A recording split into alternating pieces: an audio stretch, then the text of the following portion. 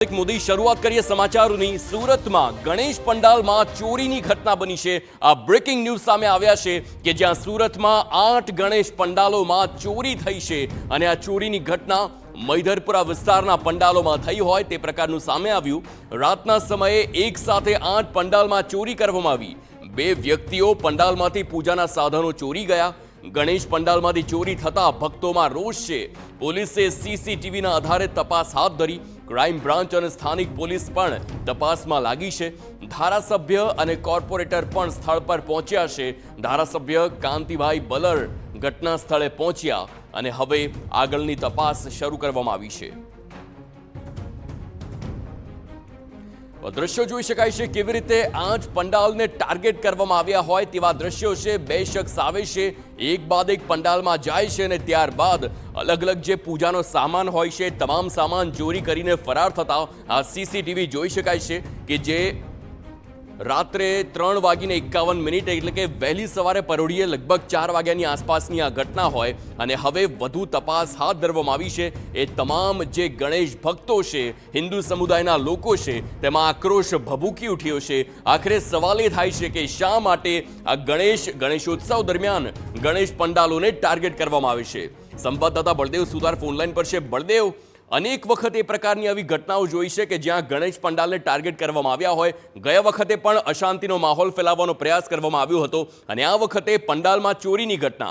કોણ હોઈ શકે છે આ શખ્સ? કઈ દિશામાં તપાસ?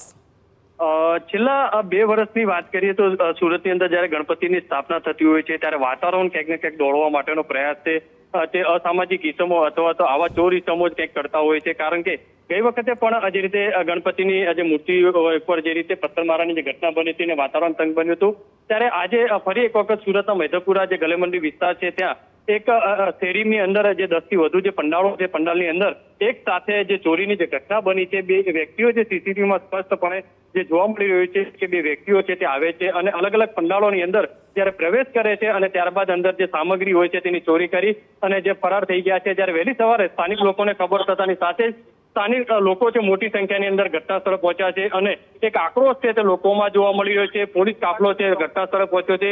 સુરત ક્રાઇમ બ્રાન્ચની ટીમ છે તે પણ પહોંચી છે અને જે તપાસ છે તે શરૂ કરી છે। પણ મહત્વની વસ્તુ એ છે કે એક મૂર્તિ જે ખંડિત કરી હતી અને તેની જે ખંડિત મૂર્તિની જે વિસર્જન છે સ્થાનિક લોકોએ પોલીસની હાજરીમાં કર્યું છે અને જે નવી મૂર્તિ છે તેની સ્થાપના કરી છે। પણ સુરતની અંદર જે રીતે આ ઘટના બની છે તે ગંભીર બાબત છે। પોલીસ ઉપર પણ ક્યાંક ને ક્યાંક જે આક્ષેપો થઈ રહ્યા છે, પોલીસ દ્વારા સતત જે પેટ્રોલિંગ જે કરવું જોઈએ તે કરવામાં નથી આવતું તેવો આક્ષેપ લોકો દ્વારા જે કરવામાં આવી રહ્યો હતો। હાલમાં તો ક્રાઇમ બ્રાન્ચ દ્વારા આ સીસીટીવીના આધારે જે ચોરી તેમને પકડવા માટેની જે તજવીજ તે હાથ ધરવામાં આવી છે। જી બિલકુલ બળદેવ, આભાર સમગ્ર માહિતી બદલ। તો હવે જોવાનું એ રહેશે કે આખરે કોણ છે આ શખ્સો કે તે અશાંતિ ફેલાવવાનો ક્યાંક ને ક્યાંક પ્રયાસ કરે છે। ગણેશ પંડાલોને, ગણેશ ઉત્સવને રીતસર ટાર્ગેટ કરવામાં આવતું હોય તે પ્રકારની અનેક ઘટનાઓ બને છે। ગણેશ મંડપ જે છે એમાં મોડી રાત્રે કંઈક ચોરી થવાનો બનાવ બન્યો છે। અમે પણ ગઈકાલે રાત્રે મળસ કે 3-4 વાગ્યા સુધી જાગતા હતા, એટલે સવારે જેવી માહિતી મળી એવા તરત જ સ્થળ ઉપર આવેલા છે। પરંતુ પોલીસ અને જે લોકોને આ વાતો સાંભળી છે અને આ સ્થળ ઉપર આવ્યા છે ત્યારે જે સીસીટીવી ફૂટેજ છે એ ફૂટેજની અંદર સ્પષ્ટ ખબર પડે છે કે એક 12-13 વર્ષનો છોકરો છે અને એક બીજા પુખ્ત વયના છોકરા છે, પુખ્ત વયની ઉંમરના છે।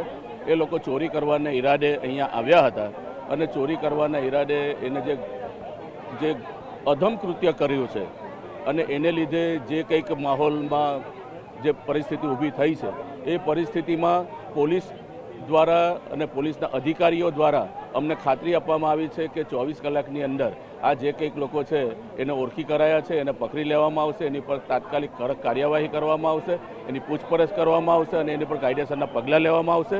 અને આ જે કંઈક ઘટના બની છે એ ઘટનામાં જે કંઈક તત્વો છે એ તત્વોની સામે કડકમાં કડક પગલાં લેવામાં આવશે એવી અમને ખાતરી। અત્યારે ગણપતિનો ઉત્સવ ચાલી રહ્યો છે ત્યારે ઠેર ઠેર ધૂમધામથી ગણપતિની જે સ્થાપના કરી અને તેની પૂજા અર્ચના કરવામાં આવી રહી છે। ત્યારે સુરતના મૈધરપુરા જે ગલેમંડી વિસ્તાર છે તેની અંદર એક રાત્રિની જે ઘટના બની છે અને તેને લઈને હાલમાં પોલીસ કાફલો છે તે ઘટના સ્થળે પહોંચ્યો છે। જે રીતે માહિતી મળી રહી છે તે પ્રમાણે 1 નહીં 2 નહીં પણ 8થી વધુ જે ગણપતિના જે પંડાળો છે તેની અંદર નાની મોટી ચોરી થયાના જે મેસેજ મળતાની સાથે જ અત્યારે પોલીસ કાફલો જે ઘટના સ્થળે પહોંચ્યો છે અને વધુ તપાસ છે તે હાથ ધરી છે. ક્રાઇમ બ્રાન્ચની ટીમ પણ ઘટના સ્થળે પહોંચી છે. આ તમામ જે પંડોળો છે ગણપતિના તેની અંદર જે તાંબાના જે વાસણો મૂક્યા છે તે બે વ્યક્તિ દ્વારા ચોરી કર્યા હોવાની હાલમાં જે વિગતો જે સામે આવી રહી છે. અત્યારે પોલીસ દ્વારા તમામ જે છે આજુબાજુના જે સીસીટીવી છે તે તપાસ કરી રહી છે. અહીંયા સ્થાનિક લોકો છે તેમની સાથે વાત કરીશું. શું ઘટના બની છે અને કઈ રીતની છે? અહીંયા આગળ રાત્રે લગભગ 3 થી સવા 3ના ગાળામાં ચોરી થઈ છે. ત્યારે મંડપની અંદરથી પરચુરણ અને દીવો, પિત્તળનો દીવો તેમજ સ્ટીલ વાસણો ને એવી બધી વસ્તુઓની ચોરી થઈ છે. કોણ લાગે છે કોઈ ચોરી કરી ગયું છે?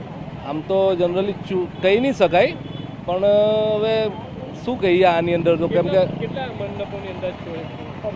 આખા બેગમપુરા વિસ્તારમાં ચોરી થઈ છે. આપણો દારૂખાના રોડ કહેવાય, બાજુમાં મપારા શેરી છે, પાછળ રાણા શેરી છે, પેલે બાજુ દારિયા શેરી છે, ભૂત શેરી છે. ઓવરઓલ બેગમપુરા એરિયામાં ઓલમોસ્ટ 50% એરિયામાં ચોરી થયેલી છે. કેટલી ગંભીર બાબત છે એક સાથે આટલા મંડપોમાં ચોરી? એના માટે તો અમારે હવે આગળ ચાલે છે સૂચના. જે પેલા મંડપમાં મૂર્તિ ખંડિત થઈ છે બાજુના મંડપમાં તે ચાલે છે. કેટલી અંદર કેટલા મંડપો છે? 10 થી વધુ કે વધારે? અંદર પછાડી રાણા શેરીમાં 4 થી 5 મંડપો છે. 5 હશે 7 હતી તો બધામાં ચોરી છે? બધા મંડપ પર ચોરી થઈ છે. જે રીતે દ્રશ્યોની અંદર જોઈ શકાય છે, ગણપતિની જે પંડાળો જે બનાવ્યા છે તેની અંદર જે પૂજા અર્ચના કરવા માટેના જે સામગ્રી હોય છે તેની જે ચોરી થયા હોવાની જે વિગત સામે આવી રહી છે. અત્યારે પોલીસ દ્વારા જે છે તપાસ કરવામાં આવી રહી છે. મોટી સંખ્યાની અંદર લોકટોળું છે તે પણ ભેગું થઈ ગયું છે, કારણ કે લોકોમાં કંઈક આક્રોશ છે તે જોવા મળી રહ્યો છે. મહત્વની વસ્તુ એ છે કે ક્રાઇમ બ્રાન્ચની ટીમ પણ અહીંયા ઘટના સ્થળે પહોંચી છે અને વધુ તપાસ છે તે હાથ ધરવામાં આવી છે. અત્યારે આજુબાજુના લાગેલા જે સીસીટીવી છે તેના આધારે પોલીસે જે તપાસ છે તે શરૂ કરી છે. આ આરોપીઓ કોણ છે તેમને પકડવા માટે તજવીજ પણ હાથ ધરવામાં આવી છે. કેમેરામેન સંજય ચંડેલ સાથે બલદેવ સુથાર, TV9 સુરત.